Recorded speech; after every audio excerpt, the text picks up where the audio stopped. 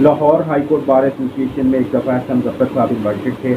اس meeting کے اس اجلاس میں جو انہوں نے خطاب کیا, اس خطاب کو میں نے جو ہے وہ نوٹ کر لیا تھا.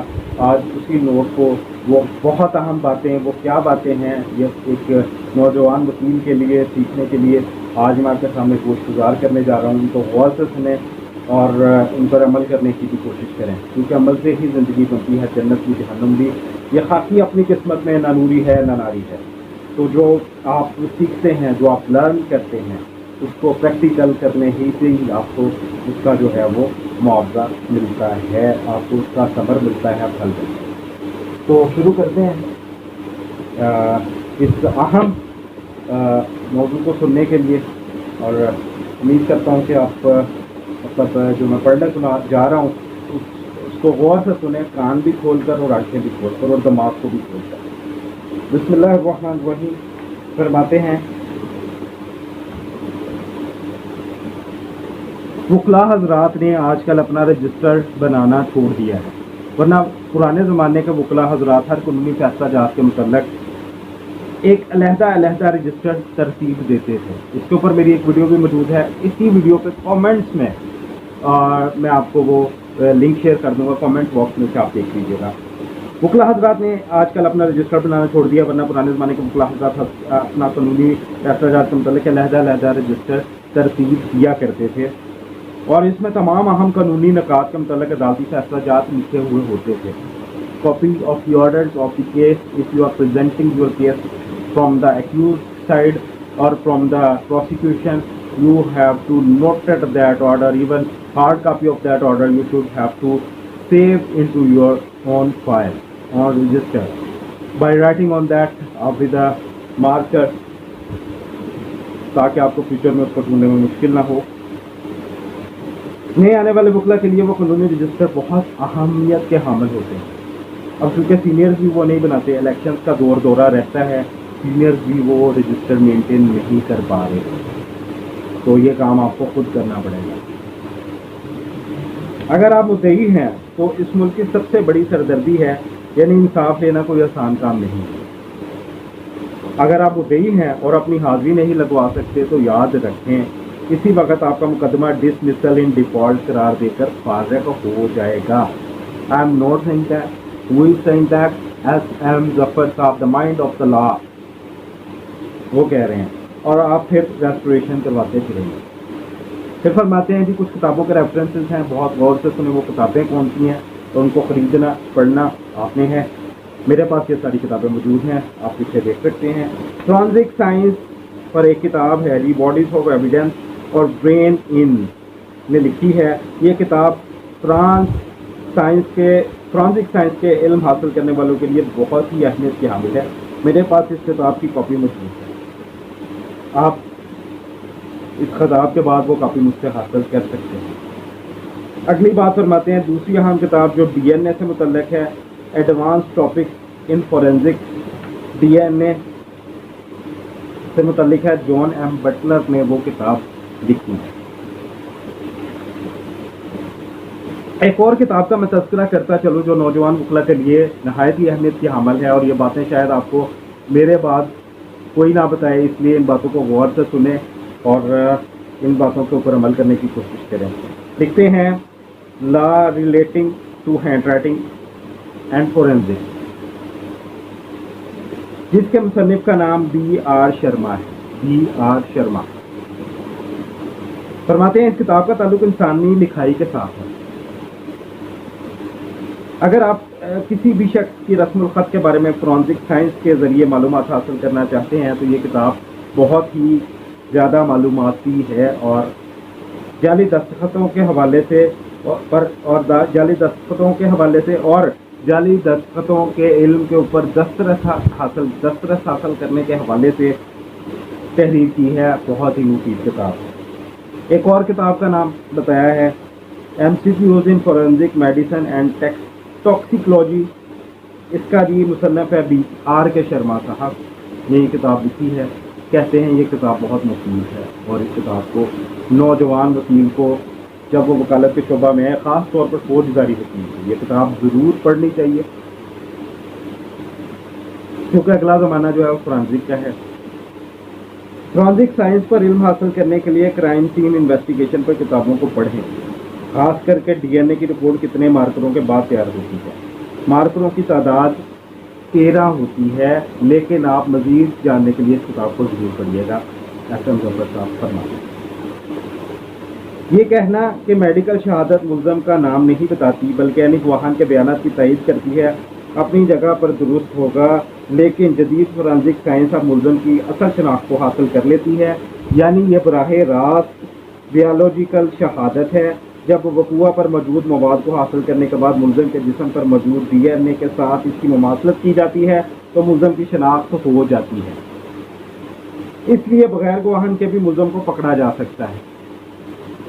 भाई यहाँ बात है, ये अब पुरानी बात हो गई है कि चश्मदीद गवाहान या अली शहादत मौजूद ना है। मुल्ज़िम को फॉरेंसिक साइंस की मदद से शनाख्त किया जा सकता है। फॉरेंसिक साइंस क्या है?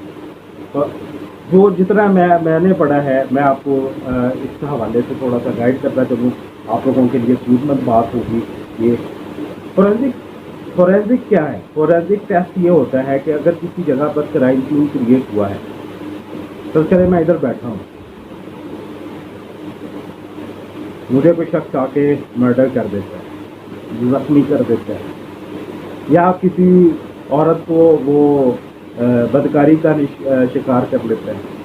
फॉरेंसिक साइंस ये कहती है कि अगर वहाँ कोई भी गवाह मौजूद नहीं है, सीसीटीवी कैमरा नहीं लगा हुआ, कोई गवाह मौजूद नहीं है, जुर्म बंद कमरे में हुआ है, अंधेरी रात में हुआ है, सर्द रात में हुआ है, what are the conditions of that case, but मुल्ज़म की शनाख्त की जा सकती है। हाउ? मुल्ज़म की शनाख्त हम किस तरह से करेंगे? इवन किसी जगह पे मुल्ज़म का पसीना लग गया, मैं यहाँ बैठा हूँ, मैं मुल्ज़म हूँ, मैं किसी को मर्डर करके उसके चला जाता हूँ, मेरे पसीने से वो चीज़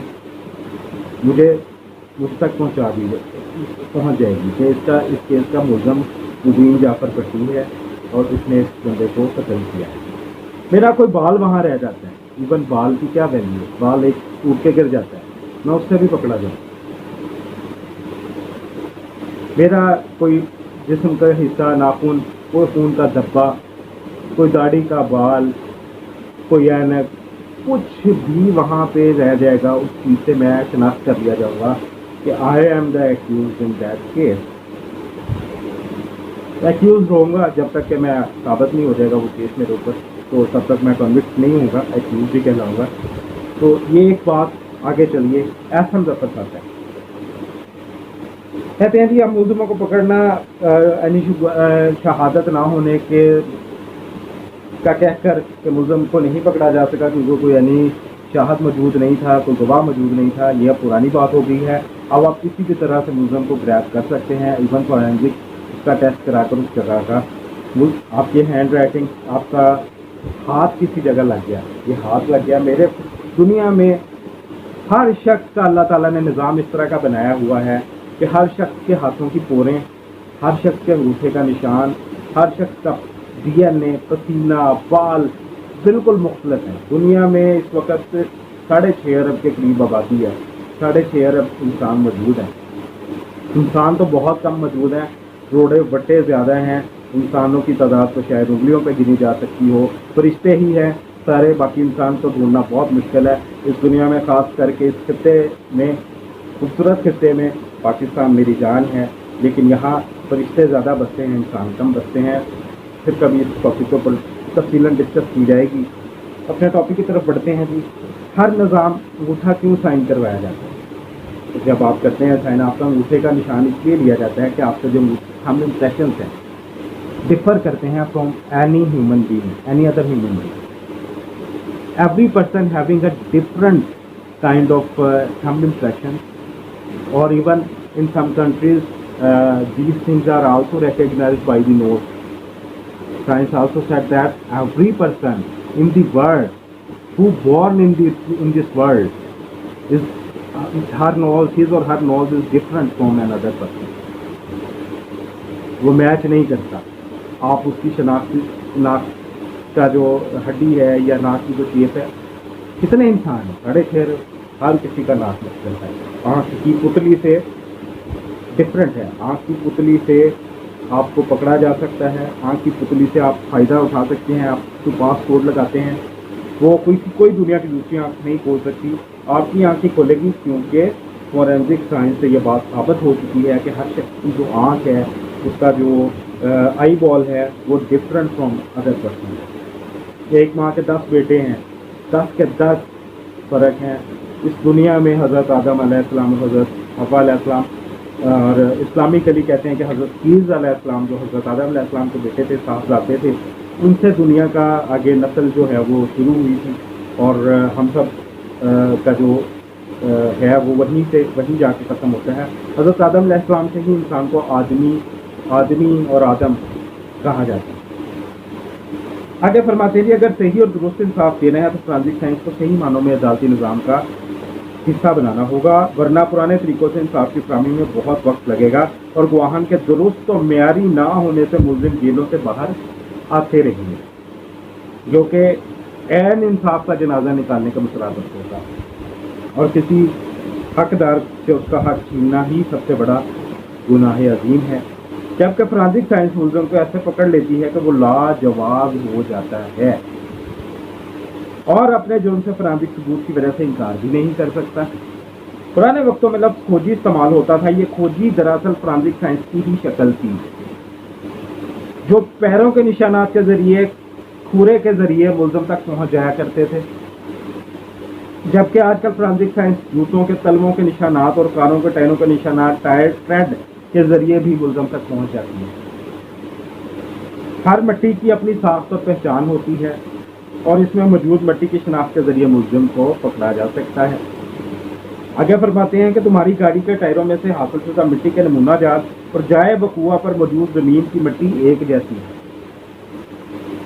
तो ये मुख्तसर रुदात जनाब एहसन ज़फ़र साहब, जिनको पाकिस्तान में माइंड ऑफ लॉ कहा जाता है, आपकी पैदाइश जो है वो 1930 में मियांमार के एक छोटे से गांव में हुई, और आज सेनेटर भी रहे हैं पाकिस्तान के सियासत में, बड़ा अहम किरदार है, वकालत में रोल मॉडल हैं हम सब के लिए।